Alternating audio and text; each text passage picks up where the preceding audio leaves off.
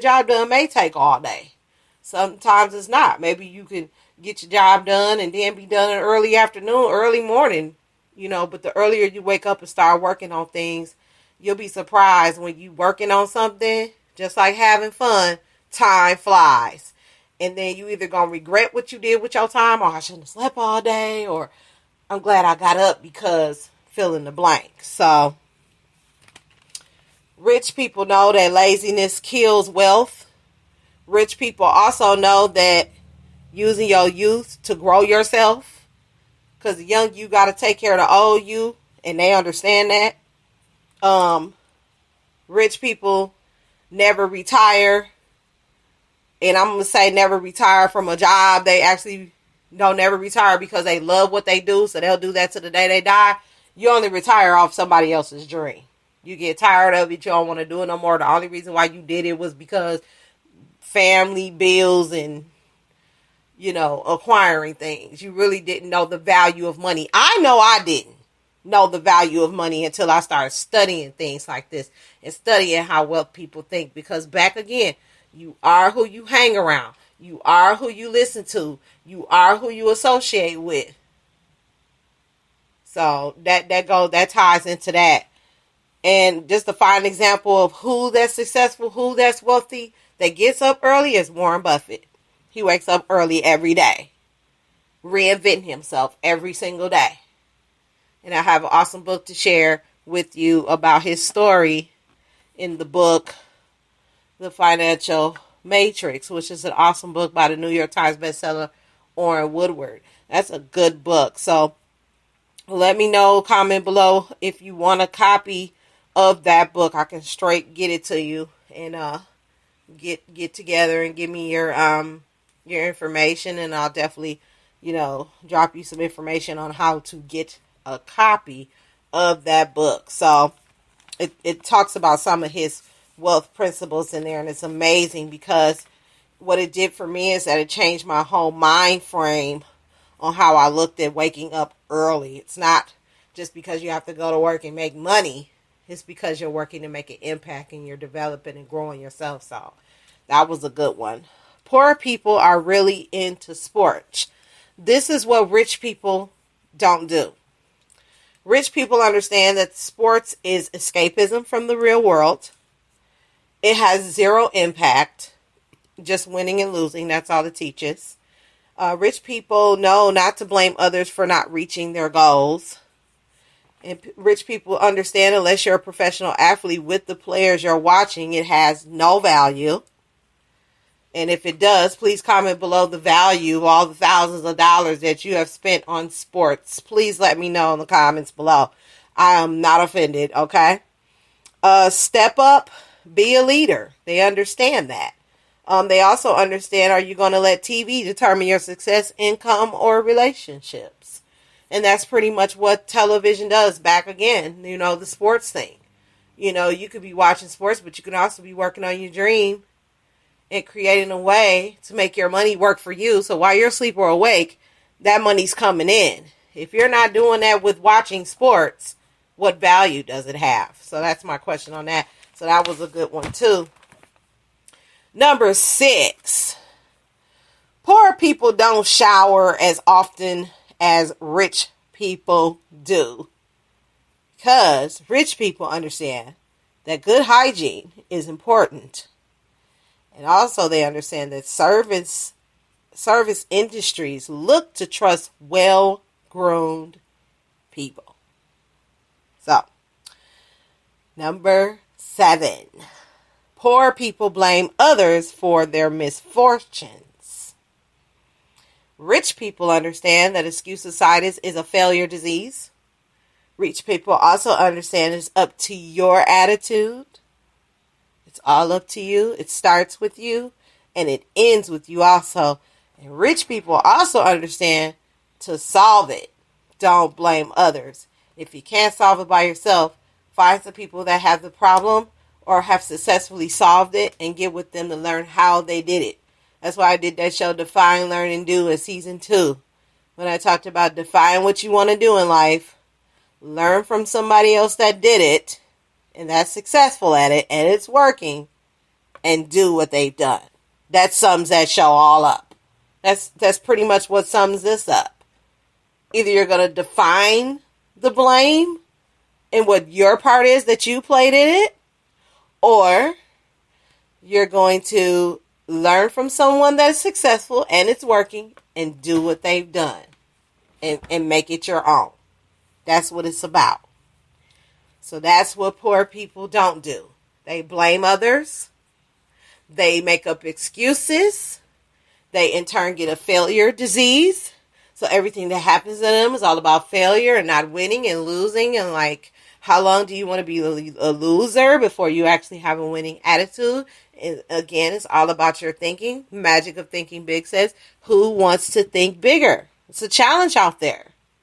And it's an open opportunity as well. I was just talking to a friend of mine this evening earlier about the winning attitude, you know, and how people, it's so easy to make an excuse before it's time to make a decision. And that's really what it's about. It's not about other people making you misfortunate. What are you doing to yourself that's making you misfortunate? Okay? So, those few I just covered. I'm going to take a break. And when I come back, we're going to do 8, 9, 10, 11, and 12 and elaborate on those while I wait for a guest to arrive and things like that. And then I'll throw in, once I close up, quote for the day. So stay tuned. All right. This is the Boss Ladies Live Radio Show.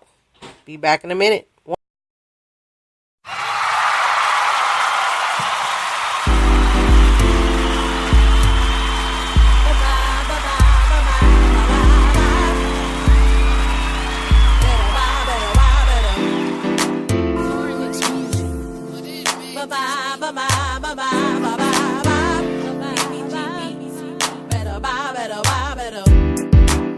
I need a real love. I need a real love in my life. I need a real love. I need a real love. I need a real love. I need a real love in my life. I need a real love. I need a real love.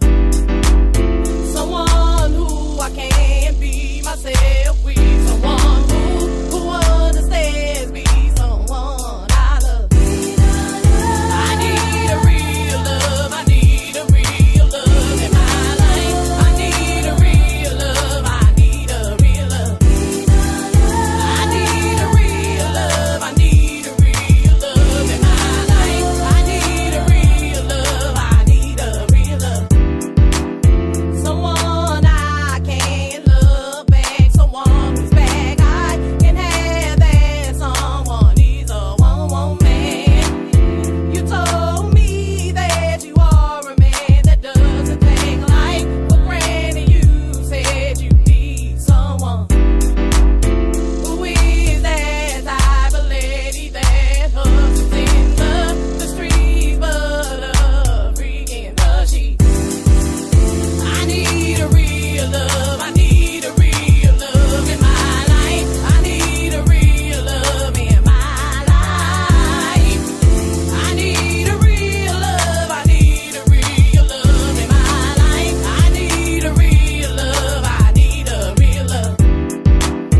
Someone you need to settle down with. And someone is you told me that you ain't got the time to train and teach and motivate her to stand strong on her side, to stand on her own. You need a real love. You need a real love in your life. You need a real love. You need a real love. Need a real love. And I need a real love in my life. And I need a real love. I made a real love in my life. I need a real love. I need a real love. I need a real love in my life. I need a real love. I need a real love. I need a real love.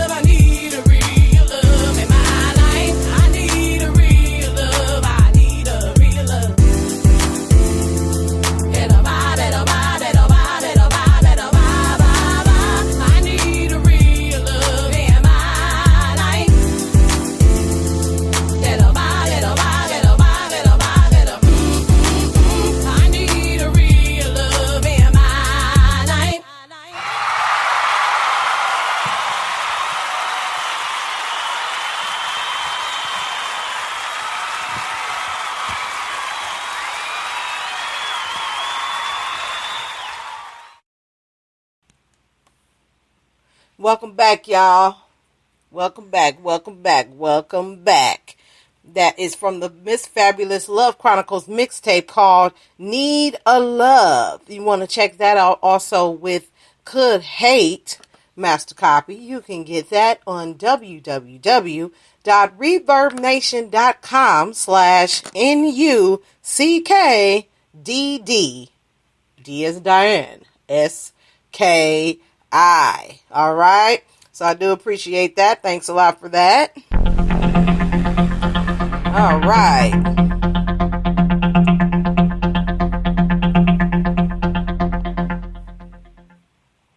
So we already went through. Let's see. Come on, book. Stop turning all crazy. We did 5, 4, 3, 2, and 1 so far.